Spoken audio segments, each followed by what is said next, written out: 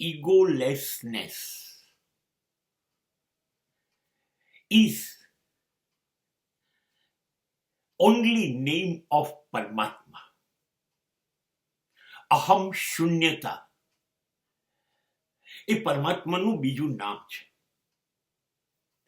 પણ અહમ છે ને એ શૂન્ય થતો નથી. અહમ સતત જીવે છે આપણી અંદર અને આપણને જીવતા રાખે છે.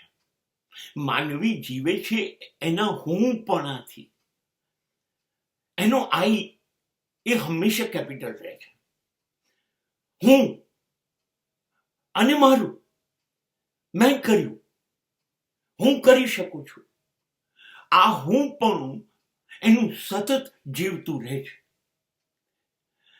અને ખરેખર એનો આઈ કશું છે નહીં. આપણો આઈ એ શૂન્ય છે, એનું કશું આવતું નથી. પણ આપણે એને સતત જીવાડીએ છીએ અને આપણે આપણા આઈના, આપણા અહમના ભાર નીચે જીવ્યા કરીએ છીએ. નરસિંહે કહ્યું હતું, હું કરું એ જ અજ્ઞાનતા, શકટનો ભાર જેમ શ્વાન તાણે.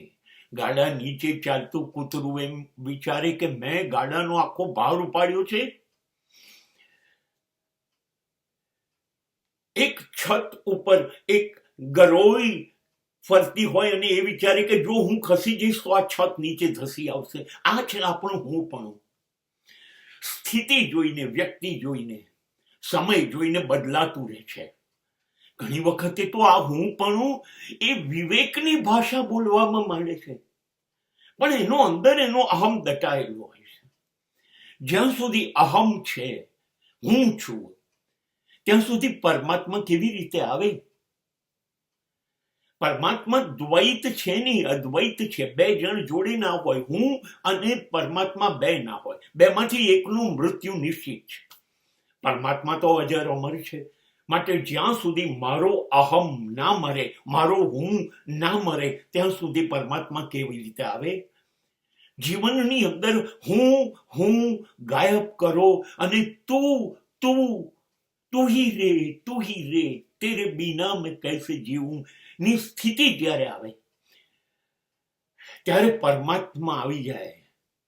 તમારું હું પણ તો હવે રહ્યું નથી, શૂન્ય થઈ ગયું, ખાલી થઈ ગયું, સન્નાટો થઈ ગયો. એટલે હવે એમાં પરમાત્માનો પ્રવેશ થઈ ગયો. હવે એમાં અસ્તિત્વ રાજી છે તમારી અંદર આવવા માટે. અને જ્યારે તમે શૂન્ય થઈ જાઓ છો ત્યારે તમારી તાકાત એટલી બધી વધી જાય છે કે પરમાત્મા સ્વયં અંદર છે. માટે હવે તમે જન મંગલ હિત, જન કલ્યાણ હિત માટે તૈયાર થઈ ગયા. હવે તમે પૂર્ણ થઈ ગયા. હવે તમે ઈશ્વરની સત્તામાં આવી ગયા. હવે તમે લોક કલ્યાણ કરી શકો, કેમ કે હવે તમારી પાસે અહમ શૂન્યતા છે, ઇગોલેસનેસ.